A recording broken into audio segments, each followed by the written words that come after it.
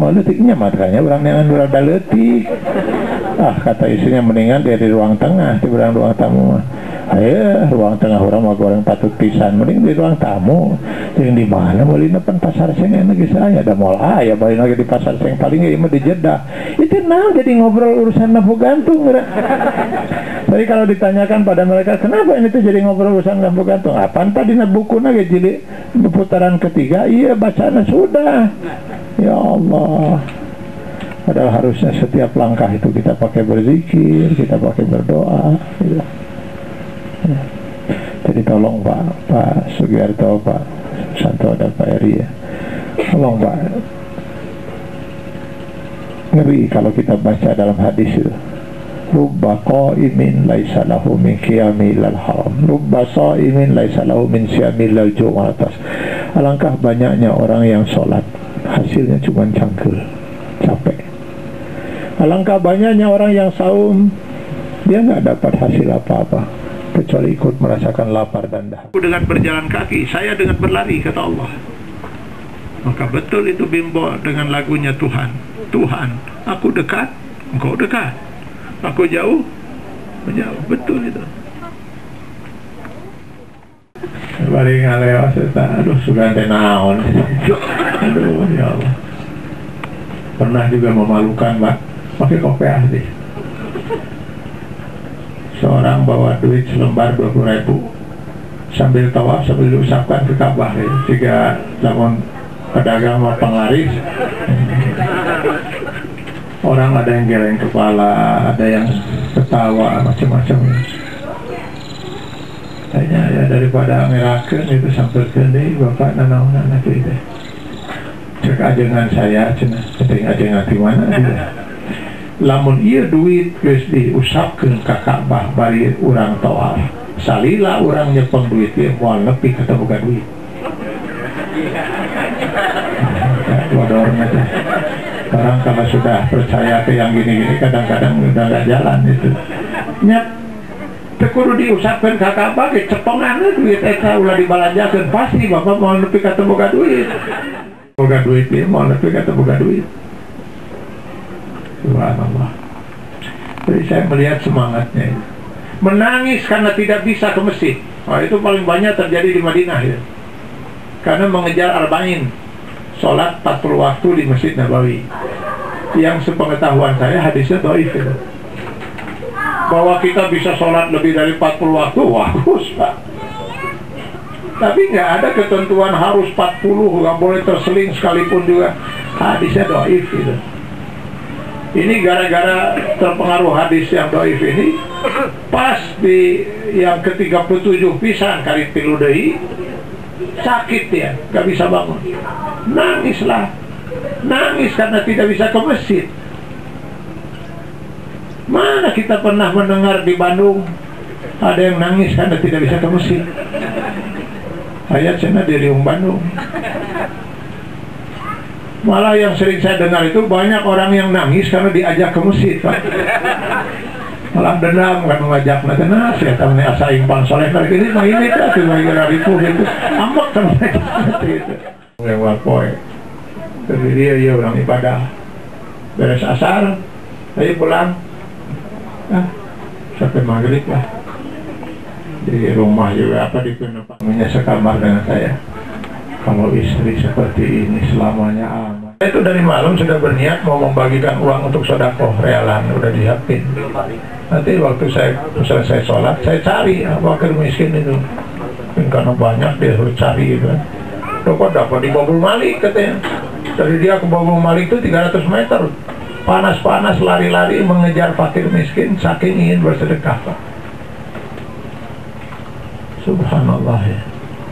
Yang tidak boleh ketika sedang ihram itu kita membunuh binatang buruan.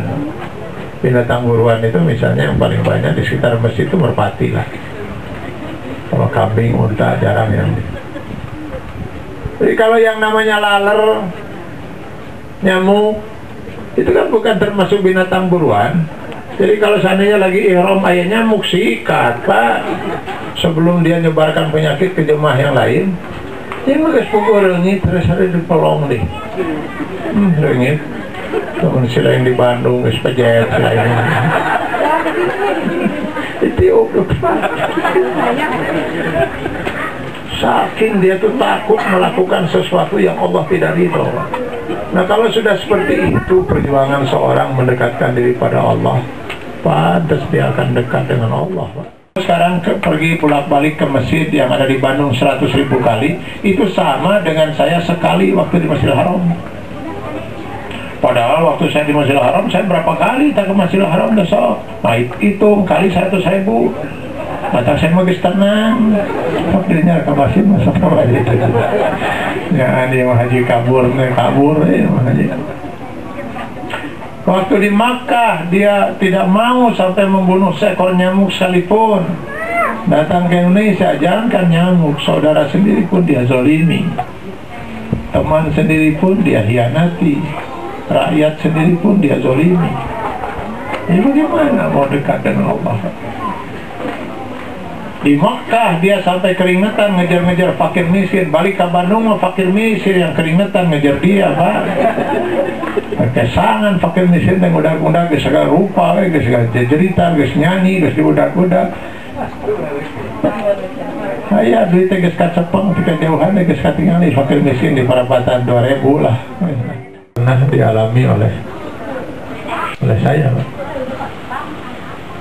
Ketika tahun sampai 90 itu saya alhamdulillah sudah ya, karena waktu mahasiswa saya sudah haji, Pak. Di tahun 90 saya sudah sekian kali haji. Baru tahun 91 lah saya punya kesempatan ngajak istri. Lalu saya katakan pada istri saya, alhamdulillah tahun ini saya bisa mengajak kalau mau haji, entah tahun depan dulu. Ini peluang kalau mau. Baru saya ngomong gitu udah langsung sujud syukur, alhamdulillah ya Allah. Bangkit dari sujud, kelihatan sekali muka bingungnya. Kenapa kita yang bararingung gitu? Dari budak kumaha? Anak gimana ini? Kenapa? Karena waktu itu anaknya bukan anaknya, anak kami, anak yang ketiga, anak kami itu 4, Pak.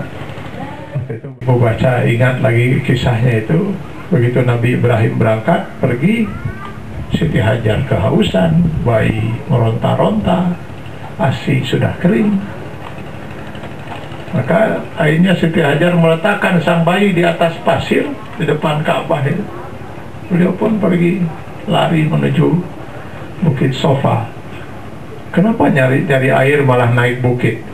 Untuk melihat ke sekelilingnya, apakah ada rombongan burung padang pasir? Kalau ada, berarti di situ ada oase, ada sumber air. Tidak ada kelihatan rombongan burung. Lari beliau ke Bukit Marwah, naik lagi ke sana, lihat sekelilingnya nggak ada, balik deh ke Bukit Sofa. Kan tadi teraya, mungkin rombongan burungnya tadi belum ada kan? Nggak ada, balik lagi 7 kali 450 meter kira-kira jaraknya, 3,2 kilometer. Habis sudah kemampuannya. Ya mungkin di sini ada ibu-ibu yang kuat lari pagi sampai 5 kilo. Tapi kan ibu sebelum lari kan sarapan heula. Terus itu kan surabi heula. Wa fil mursalin wa ala alihi wa ashabihi. Rahmat karunia dan hidayahmu pada kami ya Allah, khususnya kepada 3 orang saudara kami yang pada tahun ini memenuhi panggilanmu menjadi Duyufur Rahman bersama 3 juta umat Islam. Rabbana, jadikanlah haji mereka haji yang mabrur, doa yang makbul, dan dosa-dosa yang Engkau ampuni. Allahumma ja'al hajjahum hajjan mabrura, wa sa'yuhum sa'yan maskura, wa zambuhum zanban maghfura, wa tijaratuhum tijaratan dan kabur, wa doa'ahum doa'an makbulah. Rabbana ya Allah, lindungilah ketiga saudara kami dalam perjalanan sampai kembali. Lindungilah pula keluarga dan harta yang sementara mereka tinggalkan. Engkau adalah zat pemilik segala sifat maha, yang maha kuasa melindungi ketiga saudara kami dan kami semua. Rabbana ya Allah, ampunilah dosa mereka dan dosa kami, dosa kedua orang tua kami. Kasih sayangilah mereka ya Allah. Tempatkanlah arwah mereka di tempat yang termulia di sisi-Mu. Rabbana atina fid dunya hasanah wa fil akhirati hasanah wa qina azabannar wa adkhilna al-jannata ma'al abrar ya aziz ya ghafar ya rabbal alamin. Rabbana taqabbal minna innaka antas samiul alim, tub alaina innaka antat tawwabur rahim. Subhana rabbika rabbil izzati amma yasifun wa salamun alal mursalin walhamdulillahi rabbil alamin.